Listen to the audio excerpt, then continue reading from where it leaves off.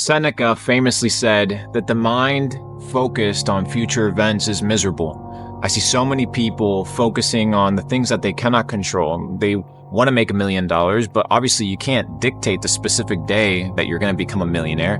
They want to develop a better physique, but you can't specifically dictate the day where you'll be proud of the body that you have if you're overweight or if you're too skinny. You need to understand that you can't be focused on the future. What you need to be focused is on the present moment.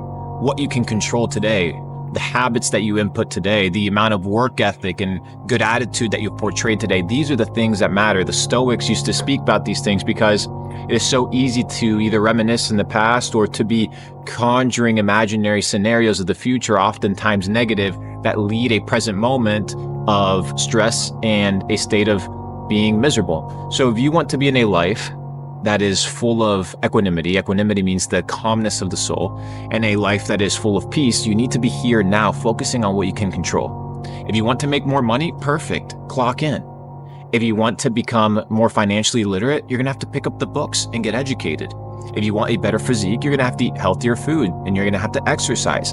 Not focused on the future, but focused on what you can do today. And by natural law, for every action, there's an equal and opposite reaction. The universe will give you exactly what you deserve. Don't live a life of misery by living in the past or living in the future, but live a life of peace and equanimity by being here right now. Ambitions, problems. I don't give a fuck about what anybody else is doing. How hard is it to understand? I don't watch people's stories on Instagram. I don't give a damn. Like, I don't care about anybody's fucking pancake at the souffle shop and whatever, dude. I don't give a damn. I'm living my own reality. And people are out here worrying about what I do. Don't worry about what I do. Watch the podcast and go fucking level up. Go touch some grass. Go do a handstand. Go eat some organic oranges. First of all, delete all social media apps. Why? Because it's wasting my time. Because it's a distraction right now. Until you know why you're going to use something, don't use it.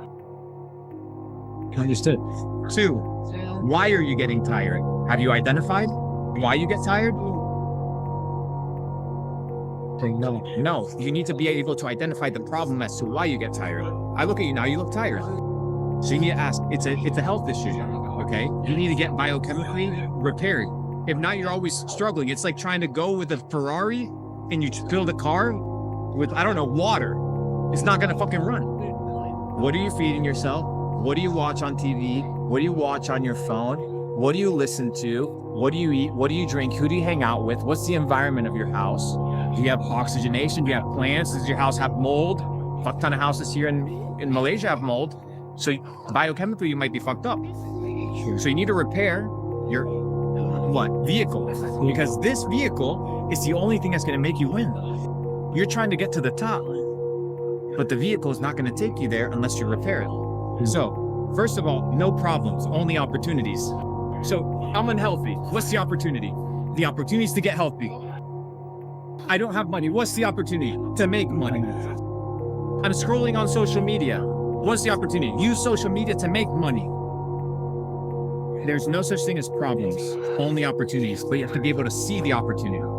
If you don't know where you're going, if you don't know what your goals are, then you're never going to achieve anything. But now, it's a new mindset, bro. The mindset. Opportunities, not problems, opportunities, not problems, opportunities. Every challenge gives you the ability to elevate. The scientific method is very simple. You go from observation to analysis, to thesis, to hypothesis, to testing, to observing, and then to, if you have to, iterate.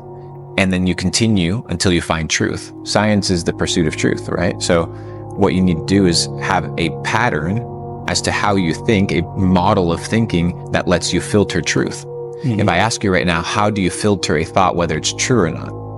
Do you have a process of thought that you go through? Most people don't, but you can develop one very quickly. Yeah. That's why most people fall prey to propaganda. They can't. That's why when you tell people, hey, COVID was obvious. It was a scam. Well, how did you know? Well, the patterns were there. You just did not have the wherewithal to observe them, but they were there. I'm not alone. Hundreds of millions of people observed the same thing that I observed, but you didn't. Why? And this is the pattern recognition that determines whether you have the ability to freely think or not. And these molds, these filters, are going to help you determine whether you have the ability to find truth or whether you're going to be stuck in some matrix feedback loop that somebody's told you about. I don't know about you, but in my book, in my opinion, I can't lose, because losing is something that is designed for people that quit and for people that fail. I don't fail. I learn. I reevaluate. I analyze. I cross-examine. I fine-tune. I refine my craft. Maybe not now in my mid-20s, but in my 40s, in my 50s, in my 60s, in my 70s, in my 80s, in my 100s, I will have refined my craft, because it's a process of self-development. So if you couldn't fail because failure is not an option, because failure isn't real, who would you become? Who would you be? Who's holding you back? Who's telling you you can't? You? Or is it the programming inside of you? Maybe it ain't you. So ladies and gentlemen, get woke. Get positive.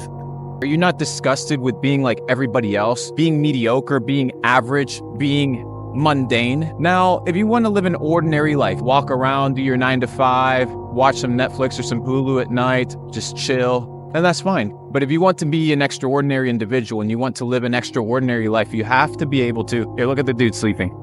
Look at the dude sleeping. That's most of you motherfuckers, bro. Most of you fucking clowns are out here sleeping your life away. No ambition, no desire, no true willpower to become extraordinary. If you want to be extraordinary, first you have to be disgusted with your current situation. And once you're disgusted with your current situation, you must commit to changing. If you want to live an extraordinary life, you must be willing to do extraordinary things. Do I make myself fucking clear? So you need to start on the small wins. Start focusing on the small wins.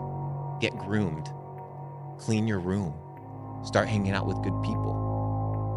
Read a chapter in a book and say, I'm going to read a chapter, and you sit down and you read it, right? I'm going to read this news article, and you sit down and you read it. I'm going to eat good food and not bad food. You do it, and you start building trust with yourself. Trust, reputation, rapport. And then you realize, wow, I can actually do anything that I want because I trust myself to do it. Most people walk around with no goals, no ambition. They don't know where they're going. It's like a ship with no destination. If you don't know where you're going, you'll never get there. Once you know where you want to go, then you direct your time, your energy, and your attention to what? To the execution and the achievement of that goal. If you want to make money, you will make money. If you want a good network, you will have a good network. If you want to build a great podcast with great hosts and great guests, you will build a podcast in that way. It's all about intention. But most people walk around in life thinking that life is just a big fat lottery. And it's just not that case. Those that live by the lottery of life most likely end up losing.